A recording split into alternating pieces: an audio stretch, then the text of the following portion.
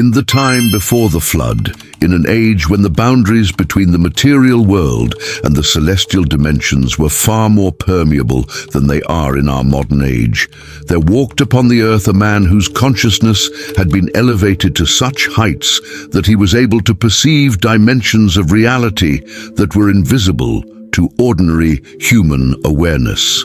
This man was Enoch, and he possessed a gift that set him apart from all other human beings who had ever lived. He possessed the ability to communicate directly with the Watchers, the celestial beings who had been sent to observe humanity, to guide its development, to ensure that the divine plan was being fulfilled. But Enoch also possessed something else, something that would eventually lead to a prophecy so forbidden, so dangerous, so transformative that it would be deliberately hidden from human knowledge for thousands of years. Enoch possessed the knowledge of the Dragon Queen, the understanding of the divine feminine principle in its most powerful and most transformative form. And he understood that the revelation of this knowledge would reshape the entire foundation of human consciousness and human civilization. The story begins in the antediluvian world, in a time when human consciousness was still in its infancy, when the knowledge of the divine was still fresh in human memory, when the connection between the material and the celestial was still clearly perceived. In this time, there were beings who had been sent from the higher dimensions to work with humanity, to teach them, to guide them toward their ultimate destiny. These beings were known as the Watchers, and they were beings of immense power and wisdom, expressions of divine consciousness that had taken form in order to interact with humanity. But the Watchers understood something that most beings have failed to grasp. They understood that humanity could not be forced to evolve, could not be compelled to awaken, could not be made to understand the truth through external authority. They understood that consciousness had to awaken to its own nature through experience, through the journey of seeking and discovering, through the process of remembering what it had forgotten. And so the Watchers made a decision. They would choose one human being, one individual who possessed the capacity to bridge the gap between the material and the celestial, who could understand the teachings of the higher dimensions and translate them into a form that other human beings could comprehend. They chose Enoch, a man of such spiritual development, such profound wisdom, such unwavering commitment to truth that he was capable of receiving the knowledge that the Watchers possessed. Enoch was taken by the Watchers into the celestial realms, was shown the structure of creation, was taught the mysteries that lay at the foundation of all existence. He was shown the nature of consciousness, the patterns of evolution, the cycles through which all beings passed in their journey toward awakening. And he was shown something else, something that would eventually become the most forbidden prophecy in human history. He was shown the Dragon Queen, not as a physical being, but as a principle of consciousness, as the divine feminine in its most powerful and most transformative form.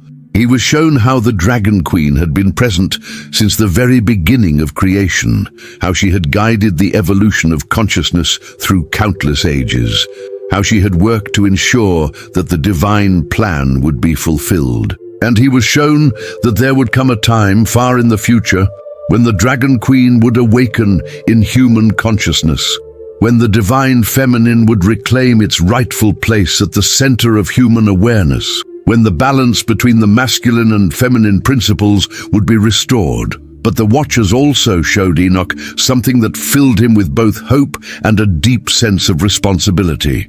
They showed him that there were forces, both human and non-human, that would work desperately to prevent this awakening, that would suppress the knowledge of the Dragon Queen, that would maintain the imbalance between the masculine and feminine for as long as possible. And they showed him that it was his role, his sacred responsibility, to preserve this knowledge, to ensure that the prophecy would survive, to guide humanity toward the moment of awakening. When Enoch returned from the celestial realms, he was transformed. He understood that he had been given knowledge that was too dangerous to be revealed openly, knowledge that would be suppressed by those who sought to maintain power through the control of consciousness. And so he made a decision. He would encode the prophecy, would hide it in symbols and in metaphors, would preserve it in such a way that only those with the wisdom to understand would be able to perceive the true message. He created texts, sacred writings, that would be preserved through the ages. He encoded the knowledge into the structure of the world, into the patterns of nature, into the very fabric of human consciousness. He worked with other initiates who understood the truth, who were committed to the preservation of the knowledge, who understood that the revelation of the prophecy would eventually come, but only when humanity was ready to receive it. The prophecy that Enoch preserved spoke of 7 seals, 7 levels of understanding that would have to be opened in order for the full knowledge of the Dragon Queen to be revealed. The first seal was the seal of forgetting, the understanding that consciousness had deliberately forgotten its true nature in order to experience separation and limitation. The second seal was the seal of seeking, the understanding that consciousness would eventually begin to question the illusions that surrounded it, would begin to seek truth beyond the official narratives. The third seal was the seal of revelation, the understanding that the truth would begin to be revealed, that the suppressed knowledge would begin to emerge into human consciousness. The fourth seal was the seal of resistance, the understanding that there would be desperate opposition to the revelation of the truth, that those who benefited from the suppression of knowledge would work to prevent the awakening. The fifth seal was the seal of transformation, the understanding that consciousness would begin to transform, that the old structures would begin to collapse, that a new way of being would begin to emerge. The sixth seal was the seal of integration, the understanding that the masculine and feminine principles would begin to be integrated, that the balance would begin to be restored, that consciousness would begin to understand itself as a unity of these complementary forces. And the seventh seal was the seal of completion, the understanding that the Dragon Queen would be fully awakened in human consciousness, that the prophecy would be completely fulfilled, that humanity would finally understand its true nature and its true purpose. The story of the recovery of Enoch's forbidden prophecy in the modern world begins with a scholar named Enoch, a man who carries within him the consciousness of the ancient prophet, who is living through the experience of awakening in his own life. Enoch is a researcher, a mystic, a man who has dedicated his entire life to the study of ancient texts, to the decoding of hidden messages, to the understanding of the deeper truths that lay beneath the surface of religious teachings. Enoch had always felt drawn to the figure of the ancient Enoch, drawn to the mystery of what he had truly known, drawn to the knowledge that the official religious institutions had deliberately distorted or suppressed his teachings. He had spent decades researching, studying the apocryphal texts, comparing different versions of the Enochian writings, looking for evidence of what had been hidden, for clues about the true nature of the prophecy.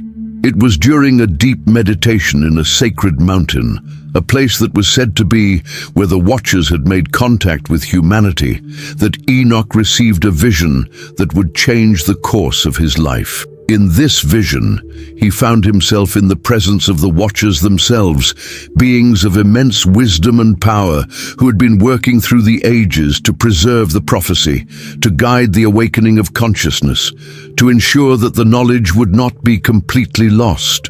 "You have been called," the Watchers said to him, their voices resonating with the authority of ages. "You have been chosen because you carry within you the consciousness of the ancient prophet, because you have the capacity to understand what others cannot perceive, because you are willing to pay the price that understanding demands. The time has come for the prophecy to be revealed. The time has come for humanity to understand the truth about the Dragon Queen, about the divine feminine principle that has been suppressed for so long, and you have been prepared your entire life for this moment." Enoch emerged from this vision transformed. He understood that he had been given access to knowledge that had been hidden for thousands of years, knowledge that could reshape the entire understanding of human history and human destiny. He understood that his role was to help restore the truth, to help humanity awaken to the reality that lay beneath the lies that had been constructed. He began to research with new urgency, looking for evidence of the prophecy in the ancient texts, in the symbols that had been preserved, in the fragmentary accounts that had survived despite centuries of suppression. He discovered that the prophecy had been preserved in various forms, in different spiritual traditions, that it appeared in the teachings of Buddhism, in the wisdom of the indigenous peoples, in the mystical traditions of various religions. And he discovered that the common thread running through all of these versions was the same. The prophecy was about the awakening of the divine feminine, about the return of the dragon queen, about the restoration of balance between the masculine and feminine principles. He discovered that the 7 seals that Enoch had spoken of were not just metaphorical, but were actual stages of consciousness evolution that humanity was passing through. He discovered that the world was currently in the midst of opening the 4th seal, the seal of resistance, the stage in which the old structures were beginning to collapse, in which the forces of suppression were making their final desperate attempts to prevent the awakening. He discovered that the Dragon Queen was not a distant deity, but a principle of consciousness that was awakening within all beings, particularly within women who were remembering their divine nature and claiming their power. He discovered that the prophecy was not about a distant future, but about the present moment, about the transformation that was occurring right now, about the awakening that was reshaping human consciousness and human civilization. Enoch began to work with other researchers and spiritual teachers who had also recognized the truth about the prophecy, who understood that the suppression of this knowledge had had profound consequences for human consciousness and human civilization, who were committed to the revelation of the truth to humanity. Together, they began to decode the symbols, to understand the patterns, to recognize how the truth had been hidden in plain sight within the very structures that had been created to suppress it. They discovered that the Watchers had left signs, had encoded messages into the very structure of human civilization, had worked to ensure that the knowledge would be preserved even as the institutions of power worked to suppress it. They discovered that the prophecy had been preserved in the architecture of ancient temples, in the symbols of various religions, in the myths and legends that had survived through the ages. They discovered that the suppression of the Dragon Queen prophecy had created a fundamental imbalance in human consciousness, an imbalance that had led to the domination of women, the suppression of the divine feminine, the creation of systems of power that were based on control rather than on love. They discovered that the restoration of the truth about the Dragon Queen was essential for the healing of this imbalance, for the awakening of consciousness, for the transformation of human civilization. If you want a practical, step-by-step explanation of the path of knowledge we're exploring here today, I've created a complete guide to help you apply it in your own life. You'll find the link in the description. And tell us in the comments where you are watching from. We would love to know. Enoch spent years developing a comprehensive teaching that would help others understand the prophecy, that would guide them toward the recognition of the Dragon Queen within themselves, that would help them understand that they too were part of the great awakening that was unfolding. He wrote books that were published under various names. He created videos and online courses. He established networks of practitioners who were working together to awaken to the consciousness of the Dragon Queen and to help others do the same. But as Enoch's work became more widely known, he began to encounter resistance. There were those within religious institutions who saw his work as a threat, who feared that the revelation of the prophecy would undermine their authority and their control.